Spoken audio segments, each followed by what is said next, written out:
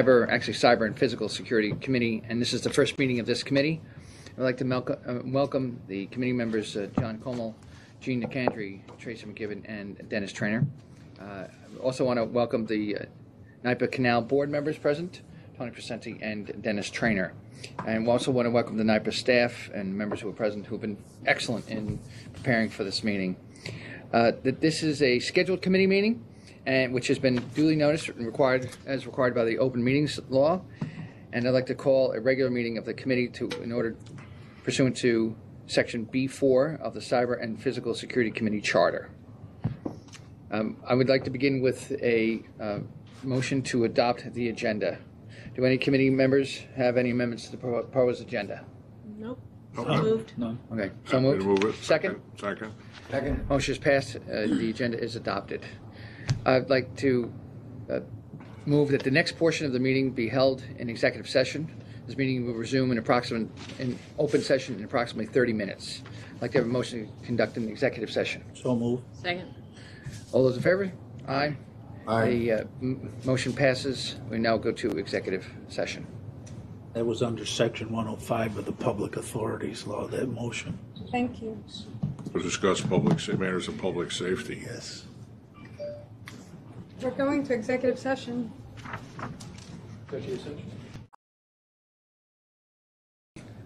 So move. Second. That carries. No votes were taken during the executive session that was just concluded. Now I'd like to ask Thomas Spencer Thomas Spencer Sr., the Director of Enterprise, Risk, and Corporate Insurance, to present an overview. Thank you. Good morning, Chairman Kamal, Committee Chair Balboni, trustees, and NYPA staff, and others present. Today, I'd like to take the opportunity to discuss some of the efforts that the risk management team is undertaking in conjunction with the cyber, IT, OT, and physical security teams to manage our cyber exposure. Center to those efforts is understanding what we need to protect. From an operations perspective, we have generation and transmission assets and specialized systems such as internal control systems or supervisory control and data acquisition systems. From a business operations viewpoint, we have internet access, business, finance, and IT systems, as well as computers and networking devices. And as far as our reputation, we need to ensure that the great reputation NYPA has worked 85 plus years to maintain and perform as a low-cost, reliable supplier of energy stays intact as we enter the digital age and strive to become the first digital utility. We also need to protect our people. We have employees, retirees, vendors, and suppliers. And from a data perspective, we have employee personal information, intellectual property, and financial information. As we transition into the digital future, we need to make sure our cyber strategies are flexible enough to meet the challenges of the future while also protecting those assets that we value most. From a risk management point of view, we think about managing cybersecurity with a proven framework with 4 key components. First, we try to identify risk. We do this through using risk workshops, surveys, customer feedback, and industry forums. From that, we can assess the potential impacts of that risk using the impact, likelihood, and velocity scale. After that, we can prioritize our response strategies based on our willingness to either accept, transfer, or mitigate those risks. And finally, we want to monitor our risk and course correct as we get more data and information on those risks based on the information and data we're seeing as a result of that.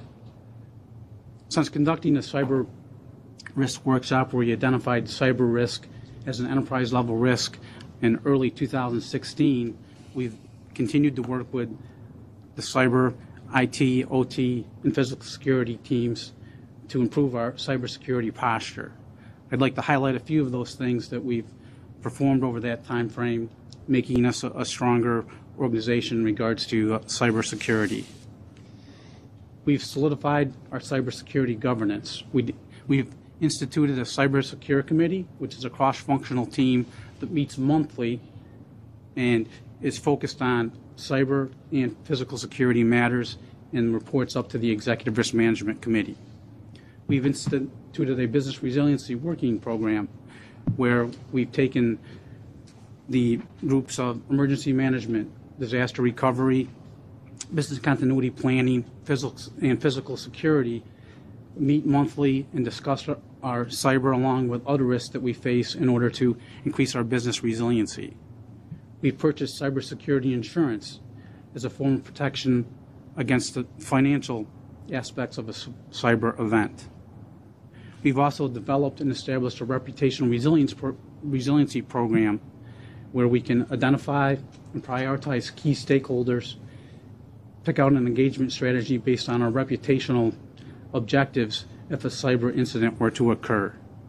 And finally, we've enhanced our cyber organizational structure. We've looked at our cyber structure, increased staffing in critical areas where greater subject matter expertise is required, and we hired a Chief Information Security Officer, Ken Cardin, who will speak later. As for 2018, the risk management team will continue to work with other groups across the organization, including cyber, and focus on some areas of risk that have a greater cyber emphasis, such as third-party vendor management and insider threat.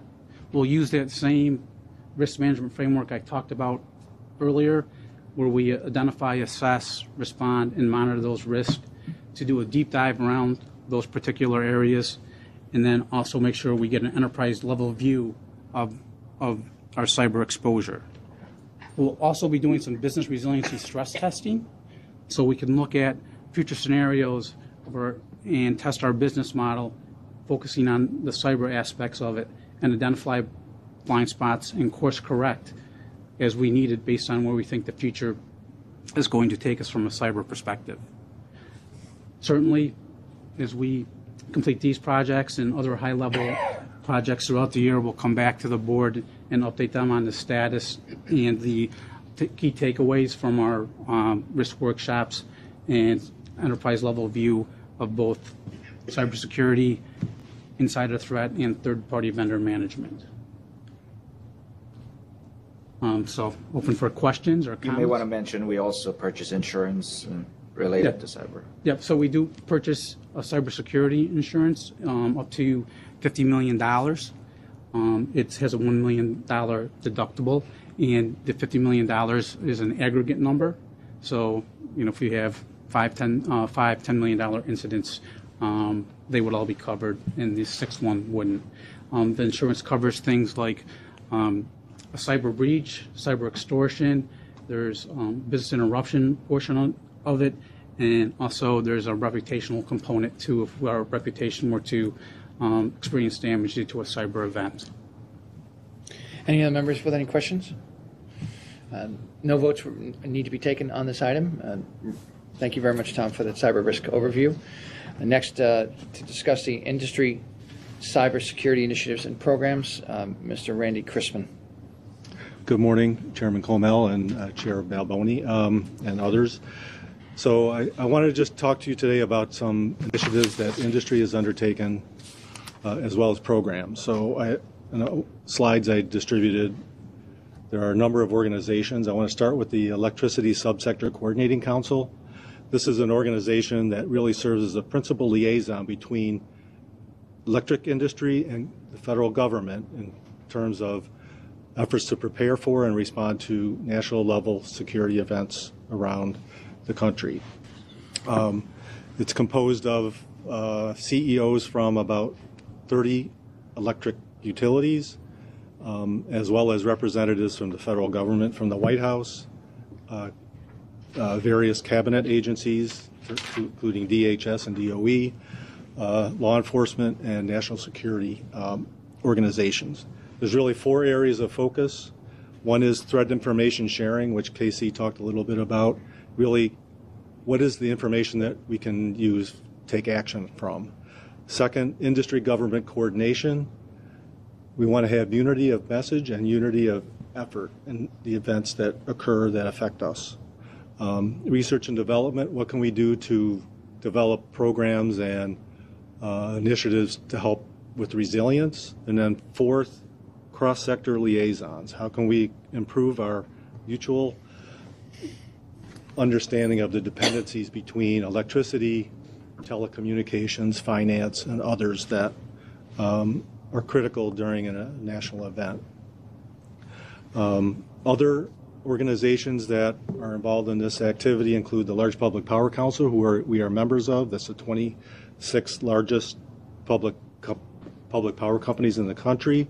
The American Public Power Association, the National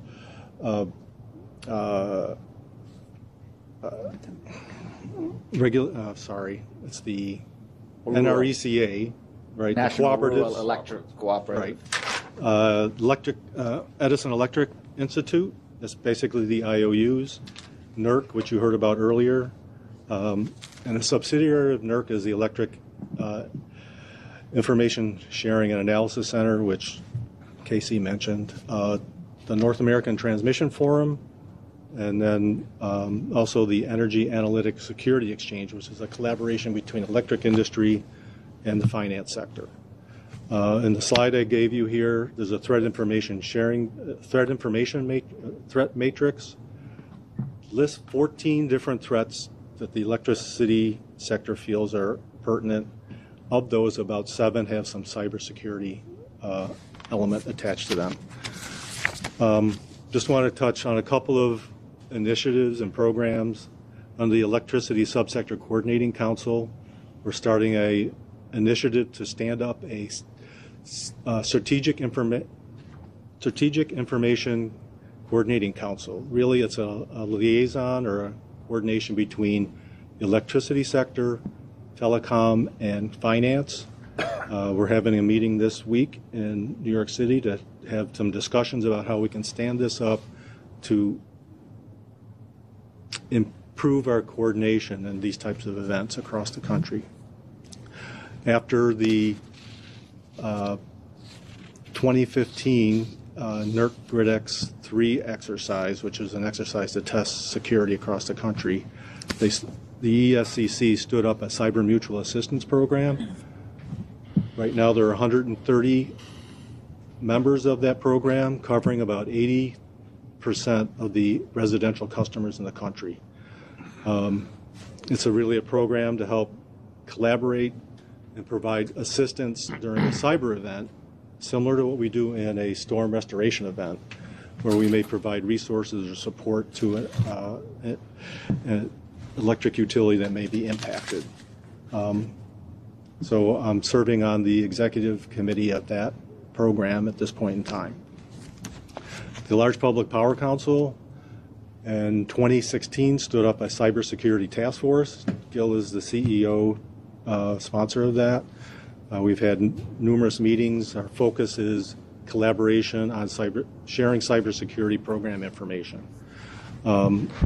We did publish a set of cybersecurity principles, which last week we got endorsement from the DOE for creating.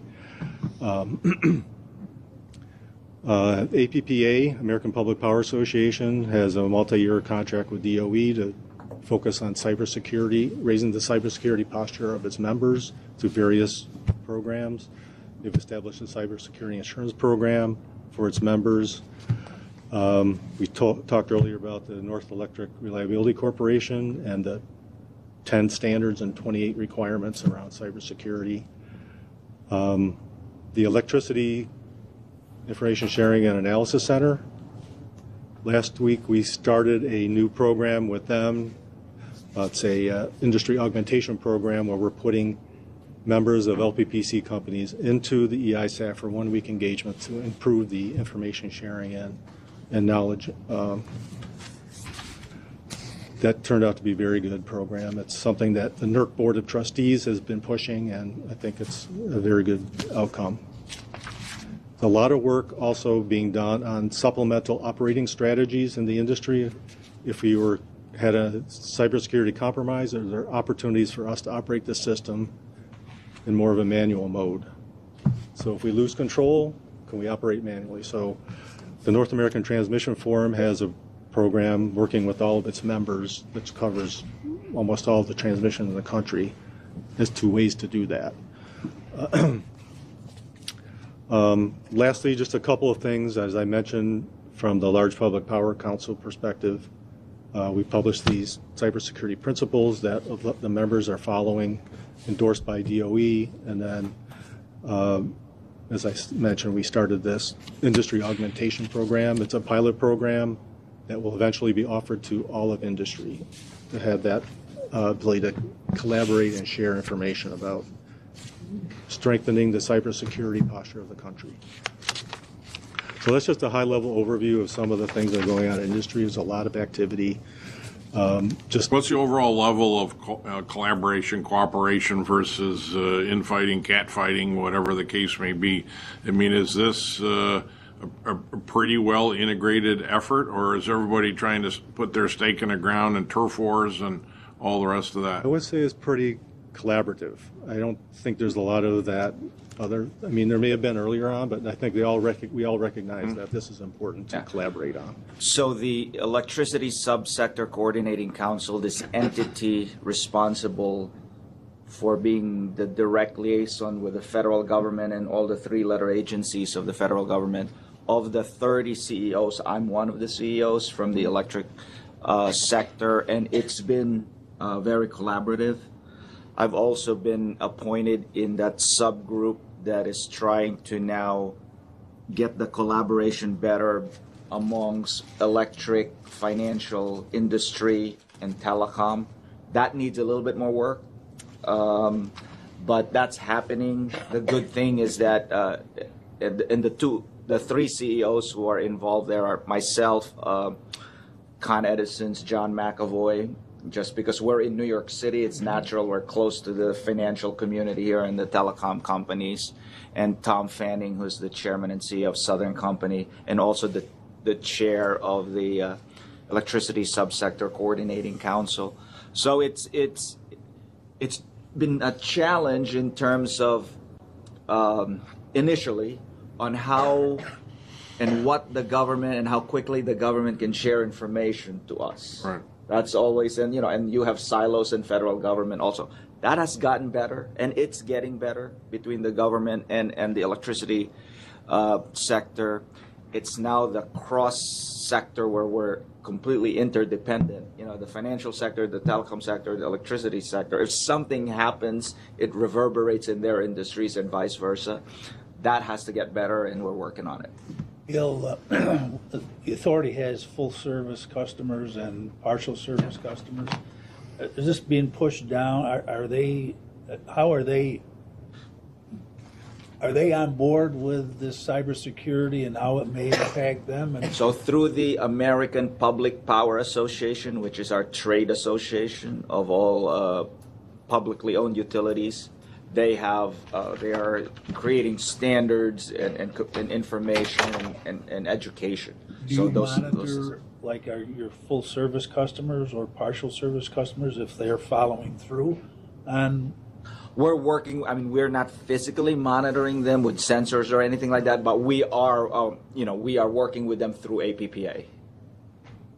Well, like the MEUA here Yes, in New York. and NYPA and MEUA members, correct. Do you afford the IT, your cybersecurity people to meet with their boards so that those boards are brought up to speed as to the exposure and the need for them to be active in this area as well? We have met with MEUA, we have met with NYPA, Okay. and we're going to continue to do that, but mostly to get the same and standard information from the industry and the federal government. It's the channel for now is through the American Public Power Association. We have been talking to them about bringing them into the Cyber Mutual Assistance Program. Yeah. We may serve as their sponsor, but have them have the ability to have access to that program through us. So that's one thing we're doing. So how My much? concern is a backdoor into NYPA through customers that we have. Yep. That's Absolutely. In the interest of time, maybe we can just keep rolling if we would. All right, great, thanks. Thank you very much for that. The cybersecurity. Oh, sorry. No vote is necessary. on this item. Next item, Kenneth Carnes will be discussing the cybersecurity program structure. Mr. Chairman, Committee Chairman Balboni, trustees, guests. I'm just going to summarize a lot of the things we talked about, and we're going to focus our readiness and our security programs amongst the teams we've discussed: information technology, operational technology, physical security, and risk management. We're going to holistically combine those, and we're already doing it as part of our ISOC operations. We're going to continue to leverage the Secure Committee that Tom mentioned to make sure that we're escalating risk to the ERMC, the Enterprise Risk Management Committee, and to the board accordingly as those come up. And also, we're going to continue to train and monitor and assess our staff with continuous awareness and assessment phishing tests.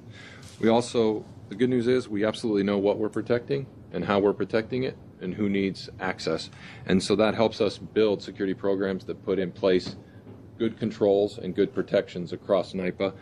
As we build out in 2018, we're partnering with the Energy Power Research Institute, EPRI, and also the Large Public Power Council to develop metrics that will clearly insinuate people, process, and technology status from the tactical level all the way up to the high-level financial risk of cybersecurity.